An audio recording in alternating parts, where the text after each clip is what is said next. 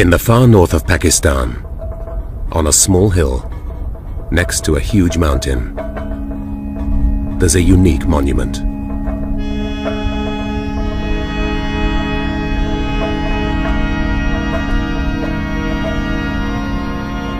It was erected in 1953 to commemorate a young American mountaineer, but since then many other names have been added to it.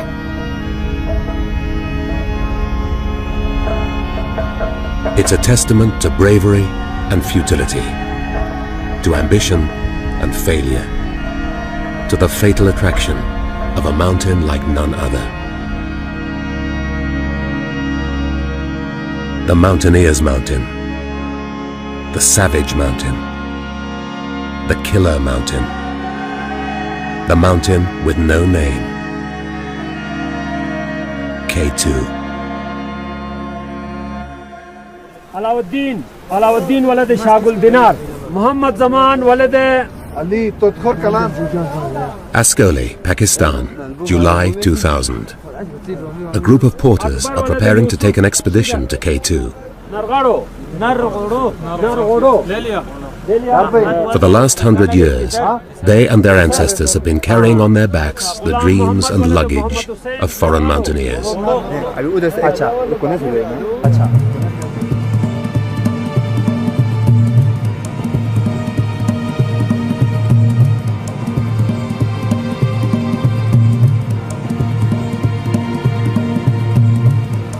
Even today, K2 is incredibly difficult to reach.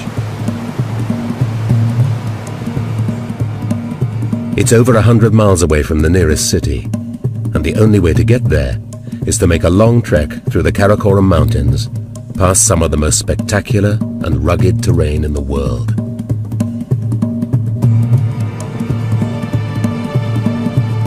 Just to get to the foot of K2 is an expedition in itself. After 70 miles of walking up the Baltoro, you go around the corner, wham! Well, awesome is an overused word, but it is awesome. It was first measured by the British Survey of India. They christened it Karakoram 2, or K2 for short, and the name stuck. At 28,265 feet, it was the second highest mountain in the world, 800 feet shorter than Everest. It's the hardest and most dangerous. It's orders of magnitude more serious than Everest. So it's the prize. All the serious 8,000-meter mountaineers consider K2 the sternest challenge and the greatest prize. At the turn of the century, there were British and Italian expeditions to K2. But it wasn't until the 1930s that the first serious attempt was made on the mountain. It was led by the legendary climber Fritz Wiesner. Fritz was a good climber. He had this love for climbing that I've basically never seen in anyone else. Superb. He was unquestionably the greatest mountaineer in America. Too good. Fritz Wiesner was a German who had emigrated to America in the late 20s. He was daring and technically accomplished, and had astonished American mountaineers by climbing several peaks which had been thought impossible. We would go back when I was a kid to these cliffs. Sometimes he hadn't climbed for 15 or 20 years, and he knew all the handholds, and he'd yell down to you, and he was up above, and he'd say, "Where are you now?" And say, "Well, I'm just right here." And he'd say, "Oh, look about 2 feet above, and there's a handhold up there."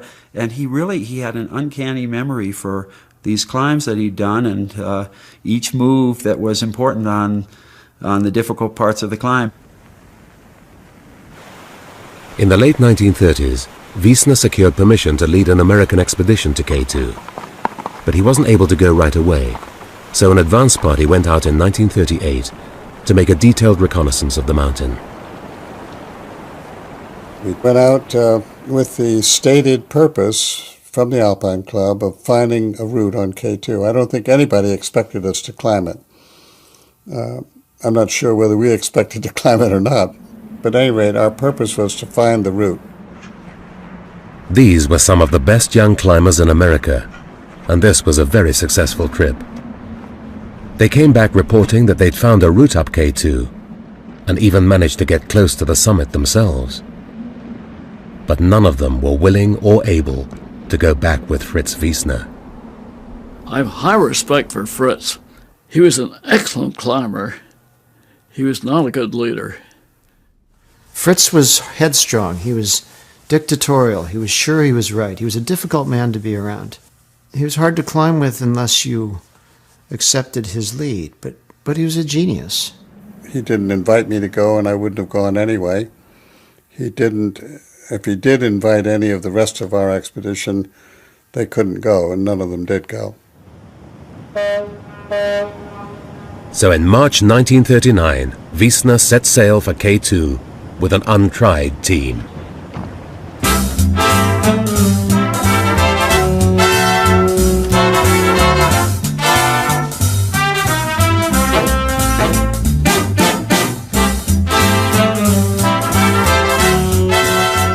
Two weeks later, they arrived in Pakistan and got ready for a long march. They hired 9 Sherpa mountain guides and a small army of porters and set off inland. Now Fritz would find out what his men were made of.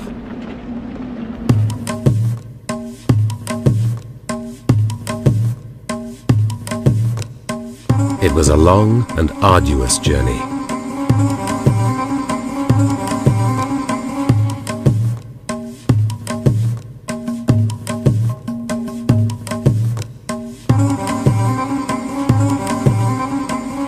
Apart from Wiesner, no one else had been to the Himalayas. Jack Durrance was a strong climber, but he'd never even met Wiesner before K2. The others were either young and inexperienced or old and inexperienced. Dudley Wolfe was the most enthusiastic and least competent member of the team. Dudley's greatest attraction was that he brought along a good checkbook. He was certainly not a great alpinist. Dudley Wolfe was a rich playboy who was a romantic at heart. He'd raced boats, hunted big game, and even done a stint in the Foreign Legion. He went to K2 in the aftermath of an unhappy divorce. Things that occupied Dudley were sailing, shooting, and mountain climbing. When Dudley came to Vermont to see my father, in the months before he left for the trip, he told us that he was going on the trip. My father said to me then, "I don't know why, but I think we'll never see Dudley again."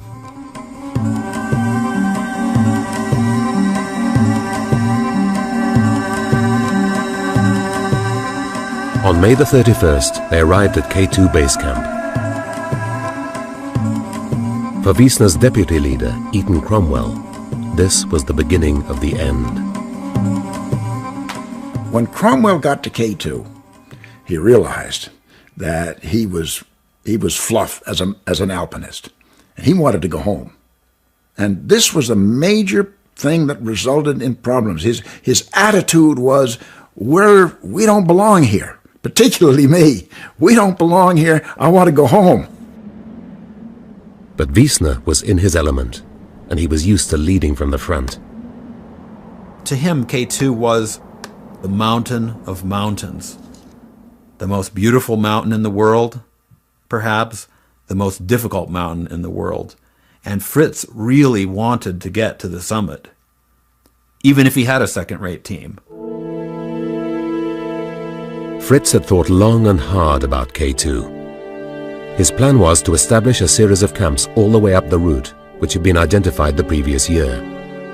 They would form his ladder to the summit of K2.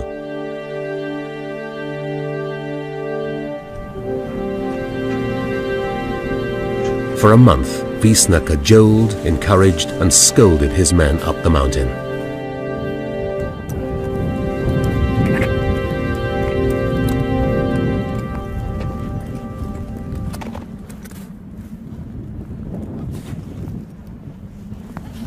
But one by one, most of the American climbers reached their limits and retreated back to base camp, suffering from frostbite and altitude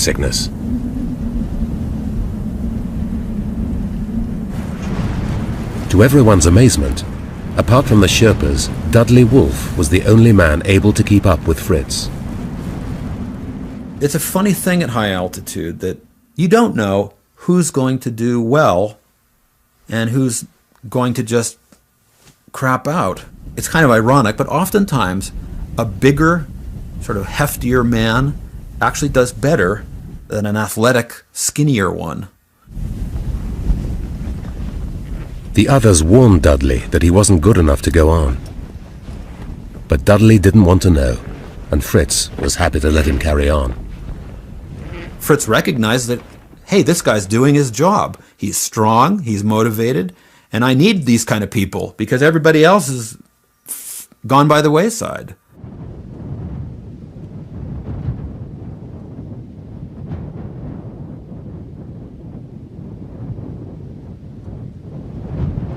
After 6 weeks of climbing, Fritz, Dudley, and one Sherpa, Pasang Lama, reached their 8th camp and were poised to make an attempt on the summit itself.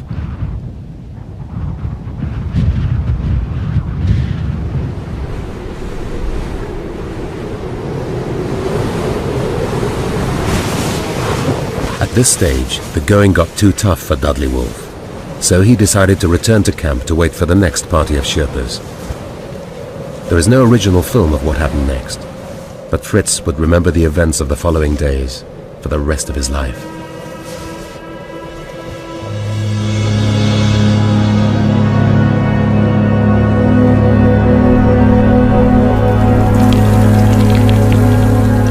At 6 in the evening on the 18th of July 1939, Fritz and Pasang found themselves 800 feet from the summit.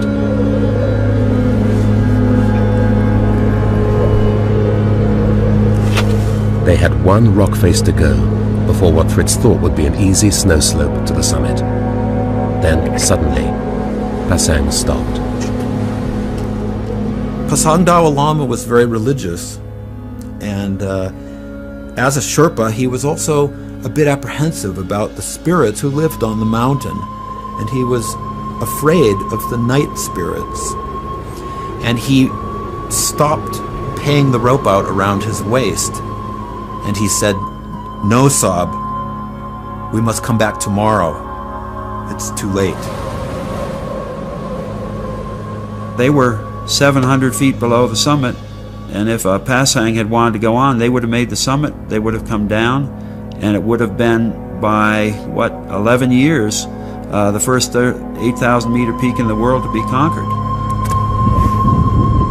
He could feel the summit, that close. 750 feet of easy climbing. Without oxygen, he was in, as he's told me, the shape of my life. He was one of the strongest mountaineers ever.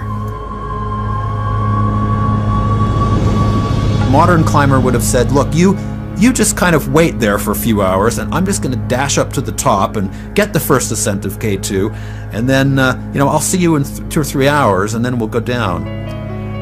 But that was something that, you didn't do in those days. You didn't do that. Fritz was confident that they could come back for another attempt. But as they were abseiling down, both pairs of their crampons slipped off Pasang's rucksack and disappeared into the abyss. Without crampons, it would be almost impossible to reach the summit. So they continued down. His goal was to regroup with Dudley Wolfe, get some more crampons, get some more food, and go up and try it again. But that's not what happened. While Fritz was making history at the summit, down at base camp, morale was at an all-time low. Without radios, they didn't know what was going on above them, and they all wanted to go home. Gradually, their frustration turned into resentment against Fritz. Consider the situation in 1939. Here you have a dedicated Anglophile like Cromwell. After all, that's a good English name. Cromwell is the deputy. The leader has a very thick German accent. To his dying day, Fritz carried a very thick German accent. And there's no question in my mind that Cromwell felt he was dealing with a master race type person up on the mountain who was not necessarily of the same state of mind and probably was subversive. Some Sherpas were sent up to make contact with the high camps, but they came back with alarming news. One of the Sherpas yelled a greeting of some kind upwards to try and get in contact with the climbers at the next camp, and heard no response. And sometime after that, I think that same day, heard a big avalanche coming down from somewhere in the upper reaches of the mountain. And because of those two events, he surmised that the climbers had been killed in an avalanche, and that's why they didn't answer them. Cromwell wanted to believe that. It was a good reason to go home. But Fritz and Pasang were very much alive. They'd rendezvoused with Dudley Wolfe, and they were all heading down the mountain looking for fresh supplies and equipment. But when they reached their 7th camp, they were greeted with an incredible sight. There are no sleeping bags in the tent. There are no air mattresses in the tent. The food that was in the tent has been spread out onto the snow. And Fritz just is looking at the camp and saying, my God, how could this have happened? Who would have done a thing like this? In his impatience to leave, Cromwell had ordered the lower camps to be stripped, and the Sherpas had emptied the others when they thought Wiesner was dead. You never strip the camps behind the lead climbers. It's not done. It's homicidal. Fritz couldn't believe it. This wasn't what he'd ordered. They had no alternative but to keep on going down. All the way down the mountain, Fritz assumed there were climbers in support. Down, down, down. He has to keep going down, hoping he'll find someone and supplies, and all the way back down to base camp or Camp 2 until... he was stunned by what had happened. 2 days later, starving and exhausted, Fritz staggered to the bottom of the mountain, where he met Cromwell and some of the others searching for his dead body. They were ready to go home. They were packed, and they were all but marching down the glacier. Fritz was livid. What the hell is going on? What have you done? What's going on here? He was also as exhausted as a man can get. He had absolutely shot his bolt. He'd used every ounce of his energy.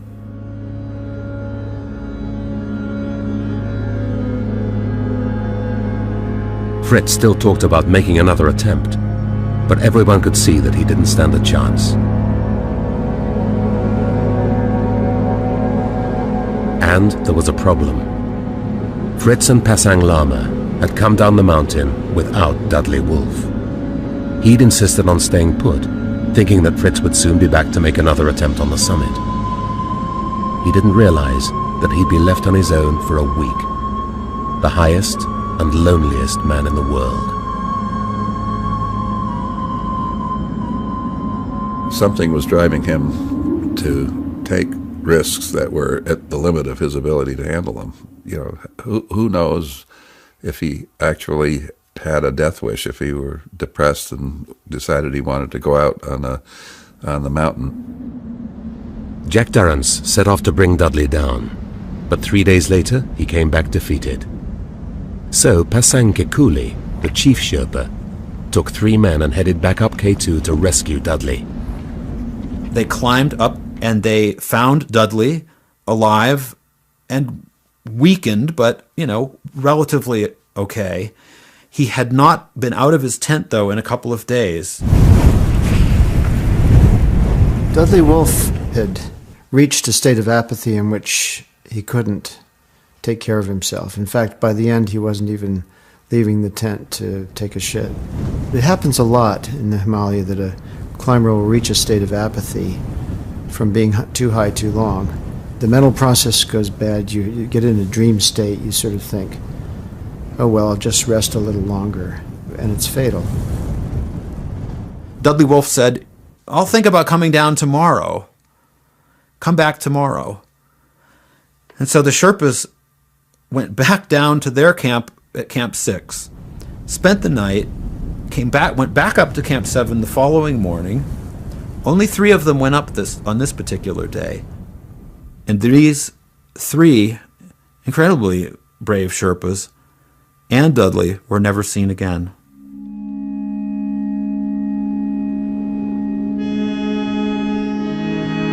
The 4th Sherpa returned to base camp terrified and distraught.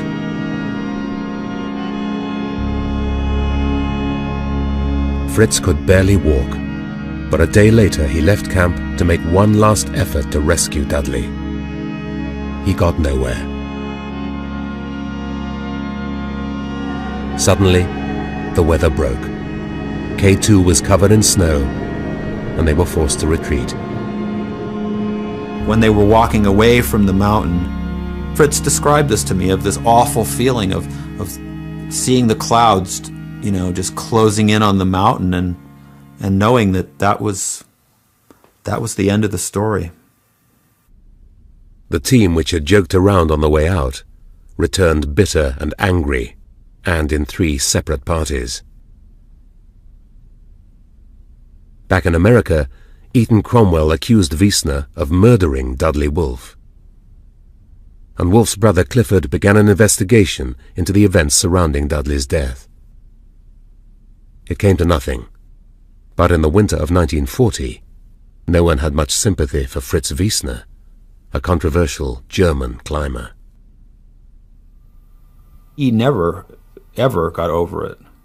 I mean, you could see the veins in his head sort of standing out, and he'd be pounding his fist on the table in his office desk, just reliving how bad it was, how traumatic it was, 50 years later.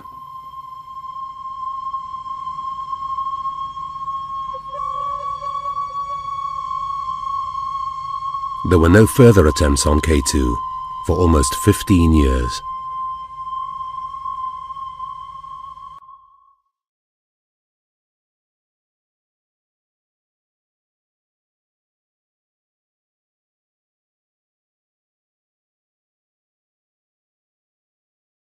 During the Second World War, several of America's top climbers ended up in the military, some developing clothing and equipment for mountain warfare.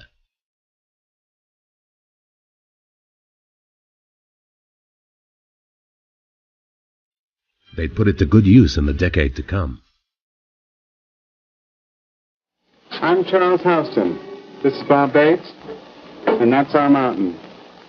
The film you are about to see is a story of our struggle with this mountain, which took place only recently. I think we thought we could climb it. We had a good team. If we got the weather, we could climb it. I think we were quite confident. As long as I wasn't married, I was willing to take the risk on K2. If I'd been married, I wouldn't have gone. Charlie Houston and Bob Bates had both been members of the original K2 reconnaissance party. In 1953, they put together a third expedition. They chose their new team carefully, aiming to avoid all the conflicts which had dogged Fritz Wiesner. We did not take some of the outstanding climbers in the United States. We did not take because some of them were notable prima donnas.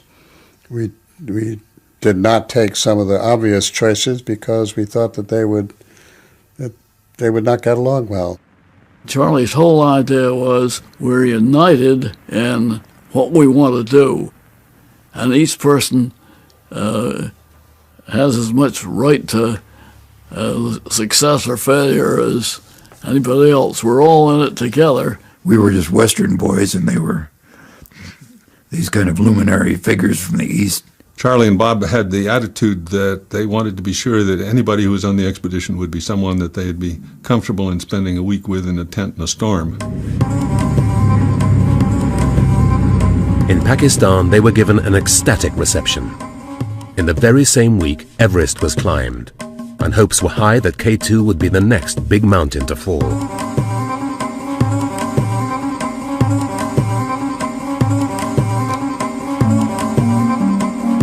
Rawalpindi, they were joined by the final member of the team, a British officer, Captain Tony Strether.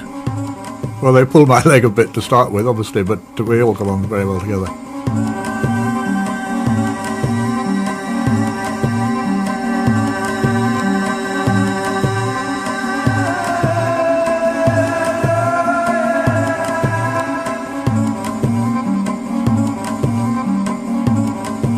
It took them 15 days to reach base camp.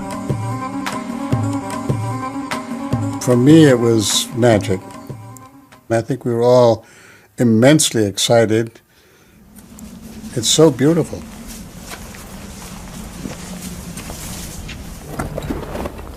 The first 2 weeks were slow but steady.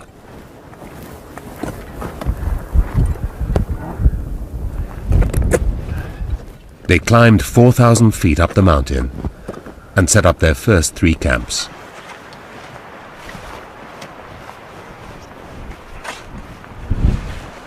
I think I was in the top shape of my life then, because Bob Craig and I were working with the Army, climbing all the time, and in Colorado at high altitude.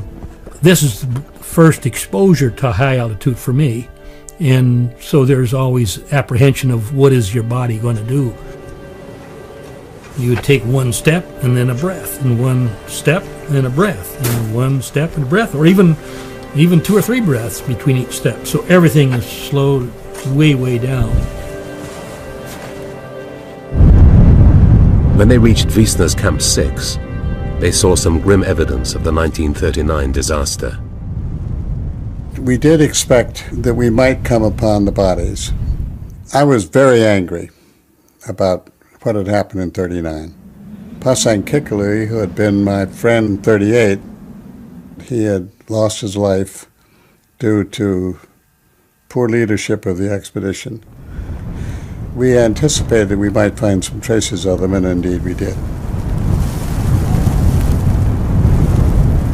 Pete Schoening and I came across the tent, and in it, very, very neatly placed were these 3 packs, was this can of tea, and everything all set for them to come down.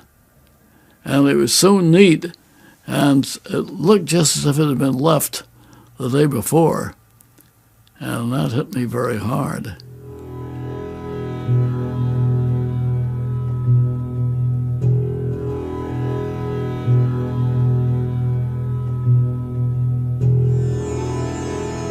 After 10 more days, they settled into their 8th camp.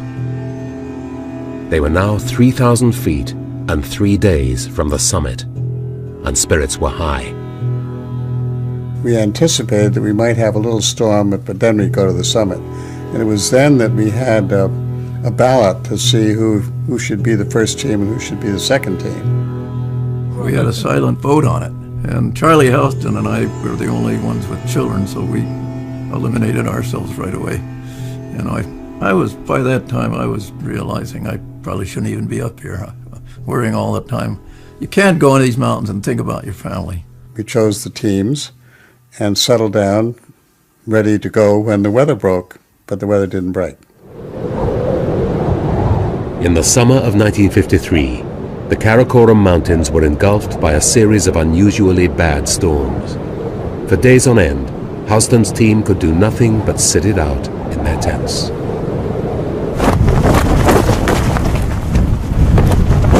You're being constantly buffeted with a tent going like this, bang, bang, bang, bang. It bangs against your head and bangs against your shoulders, and it makes, and this is what was the most difficult and dangerous thing of all, as far as we were concerned, it was impossible to keep the primus stoves alight. And so we couldn't produce liquid. And at those altitudes, because you were puffing a lot, breathing dry air, you need an immense amount of liquid to keep the body properly balanced. The storms continued day in, day out. The men became weaker and weaker, and then one of the youngest climbers, Art Gilkey, suddenly fell ill. On the way up, climbing up, he'd complained that he had a cramp in his leg. But he didn't pay much attention to that until maybe a day or two later. and then he came out of his tent and fainted. I have a photograph someplace that shows Art coming out of the tent and almost in the position of falling to the ground, which he did. We realized then that we had a serious problem on our hand. We knew that this is no place where anyone can get sick. It was clear that something was wrong with him, and I looked at his leg, and it's pretty easy to make a diagnosis of thrombophlebitis or blood clot in the leg. I'd never heard of it happening on a mountain. Of course, I'd seen it in my medical career, but I'd never heard of it happening on a mountain. But I knew that it was serious.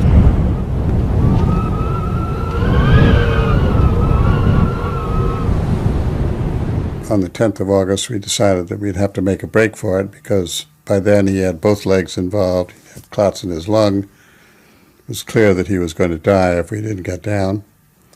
And so we started down. Charlie said, we've got to take him down.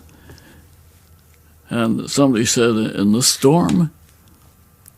And he said, it's life or death for Art. Nobody questioned that. They wrapped Gilkey up as best they could and prepared to lower him down the mountain. Their goal was Camp 7, 700 feet below them.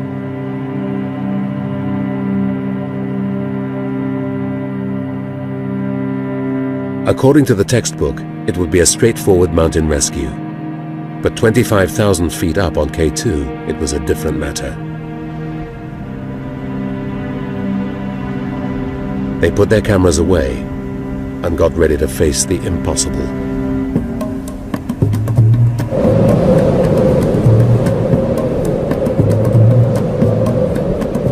After several hours, they were still far from home. As a precaution, they'd split into pairs and were on 3 separate ropes. Pete Schoening was the anchorman, holding onto a rope connected to Art Gilkey. Pete was preparing to lower Art, and I thought, well, I better hurry down so I can help. And hurrying under conditions like that is not a good idea.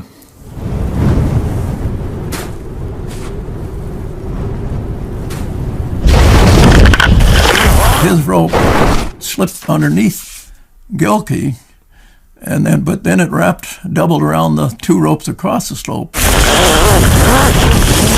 The weight came on the rope, I was just whisked off. I got my ice axe in just as hard as I could. And, of course, the next second I was flipped off. Within seconds, all the ropes had become entangled, and 5 climbers were flying down K2, held on by just 1 man above. I could see the rocks coming up at me, and I think my only thought was that, pretty soon I'll be knocked out, and that's it, if I had any thoughts. Head over heels, head over heels. No particular sensation. I said, well, we did our best, and this is it. The rope came up from below and around behind the ice axe and around my body, around my hips, and was held in my right hand. There was a rock preventing the ice axe from being pulled out from the mountain, and I'm leaning against the top of the ice axe. I do recall a movement, and I knew somebody had slipped. I do recall the rope thinning down. I do recall substantial force on both the hand and your body and the ice axe, and I do recall being very grateful that things slacked off in a fairly short period of time. In an amazing feat of strength and skill, Pete Schoening had held on to all the falling climbers and the injured Gilkey. I fell, everybody fell, and Peter held us. It was an absolutely extraordinary effort on his part. The wounded men struggled over to Camp 7 after securing Gilkey to the slope with 2 ice axes. An hour later, they came back to get him. We went back to see what we could do for Arthur Gilkey. But when we got back there was this extraordinary sight. We'd not been able to wear our goggles, our snow goggles, all the day because of the snow wind and so on. So we were probably all slightly snowblind, and so everything looked a bit misty. But Arthur wasn't there, and we couldn't believe this initially. And then Bob Bates belayed me, and I went over actually to the spot where he was, and it looked completely different. There was a sort of gully running down, and the snow was all soft and roundabout. An avalanche must have come down and taken him away. By then we knew that our lives were on the line, so to speak. We had to keep going. And even though, we just hoped that, I think, individually, we just hoped that he hadn't suffered. Well, I think to a large extent, insofar as we were capable of feeling anything, we felt a sense of relief that we wouldn't have to return, and with everybody injured or in bad shape, why the thought of continuing to try and lower him down the mountain would have been more hopeless than ever. That night, 7 men crammed themselves into 2 tiny tents high on the shoulder of K2. A few weeks earlier, they'd posed for the camera happy and confident. Now, they were lucky to be alive. Charlie Houston had a broken rib and severe concussion. I don't remember the accident at all. I remember getting to the place where we fell, and then I don't remember that. I remember vaguely the night that we were in the tent. It was a terrible night, although fortunately the storm had stopped. And then I remember the next day. In the grey light of dawn, they started down the mountain. Worse was to come. Very quickly, we were climbing down very difficult rock through bloodstains and fragments of cloth and tangled ropes, which was where Gilkey had fallen. So for maybe 20 minutes, half an hour, we all had to climb down through this wreckage. We saw blood on the rocks for a long distance. I mean, splotches here and there. It was plain that he had passed over the route that we were going down, no doubt bouncing along in terrible style. After 2 more days, they reached House's Chimney, the most difficult piece of climbing on K2. Charlie Houston insisted on being the last man down.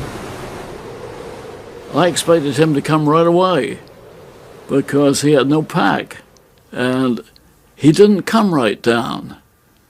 And that scared the life out of me after I got down, and the others too, and they began calling him to come down. It was my moment of truth, and I had begun to realize that I couldn't do it. It was dark, and I was still hurting, and I remember this much very clearly, although I've rarely said it. I remember saying, I'm going to jump off, because if I fall down there, I'll knock them down. They're waiting for me at the bottom. And I stood there for a while, just a short while they were shouting up to me to come down. And I said the Lord's Prayer and started down, and the next thing I remember, I was at the bottom. There they were, and that was it.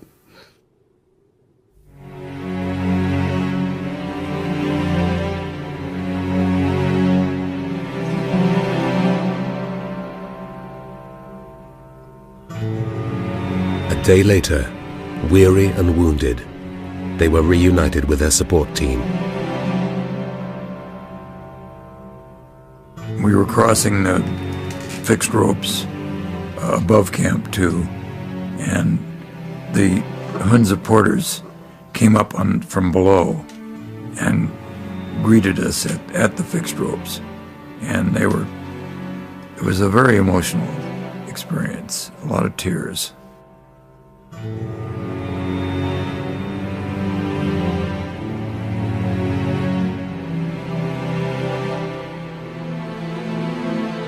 It was really extraordinary meeting, and they gave us food and drink and put us to bed, and next day we went on down to base camp.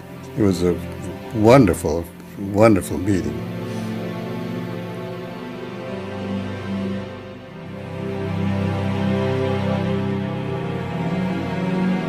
The Porters built a memorial cairn on a rocky promontory above base camp, and what remained of Gilkey's possessions were placed on top. Bob Bates said a few prayers, but only 4 of the others were in a fit state to get there.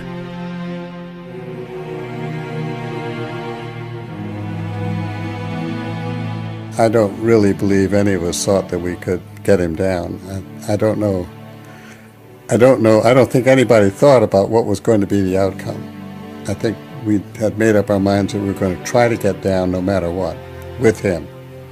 But when I think back on what we had to go down, I don't think we had a chance.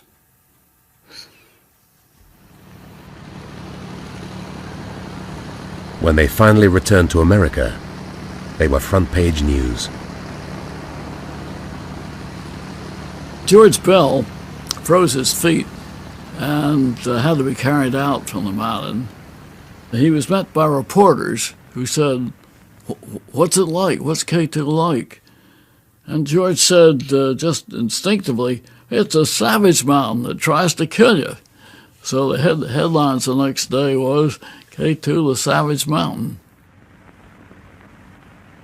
Charlie Houston went back to his medical practice, but he was still thinking about K2 and applied for a license to return in 2 years. But events took a different course. In 1954, a huge Italian expedition arrived in the Karakoram.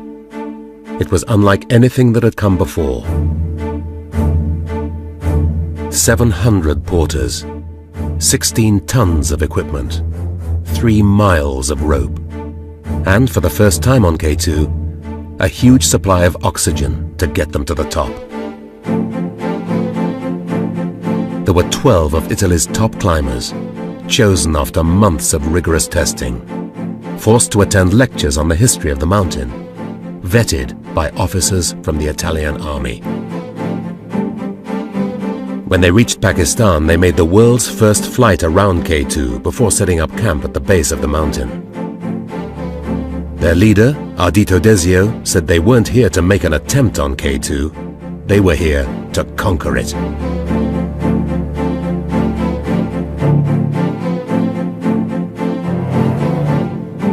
The climbers followed the same route as Houston and Wiesner, establishing camp after camp and forcing their way up the southeast ridge towards the summit. Lino Laciadelli and Achille Compagnoni made the final push up the mountain, and at 6 p.m. on the 31st of July 1954, they reached the long, narrow ridge of ice which forms the summit of K2.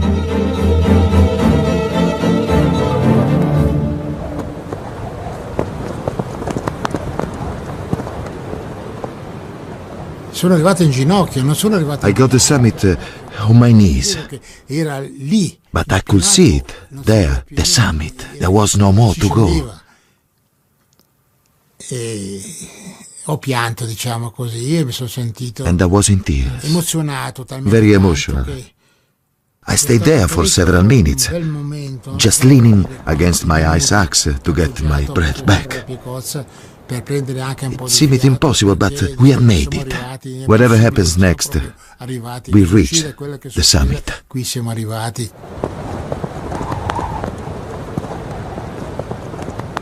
Allora ci siamo dati la mano.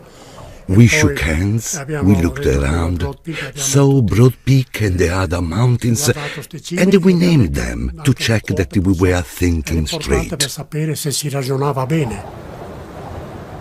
but we never felt truly happy because we knew how difficult it would be to get down.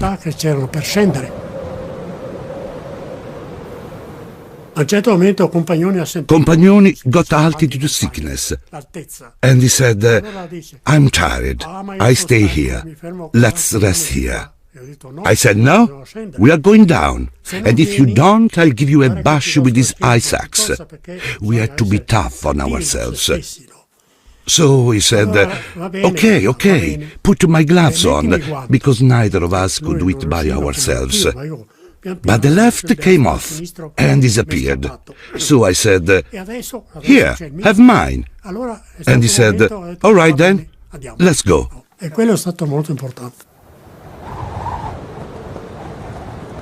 News of their heroic ascent was broadcast around the world. K2 had finally been climbed.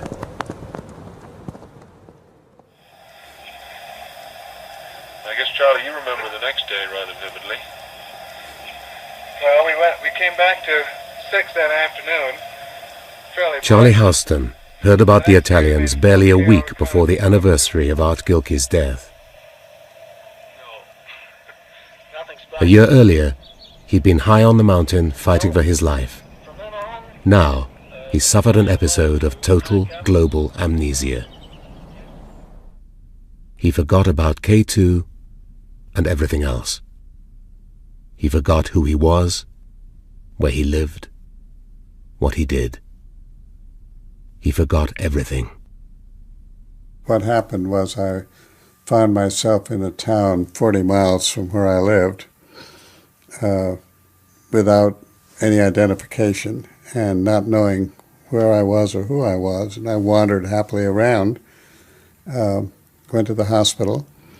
They didn't give me the time of day, but a very sympathetic policeman arrived and looked me over and talked to me and found that a label on my tie that I came from Exeter, New Hampshire. And he called the store and told them about me, and they said, oh yeah, that's Dr. Houston. So they sent over and brought me back, and it was a period of 24 hours of complete global amnesia. Charlie Houston recovered, but it was a turning point in his life. He went on to become a world expert in high-altitude medicine, but one of America's greatest mountaineers never climbed again. Finish. Been there, done that. That was it.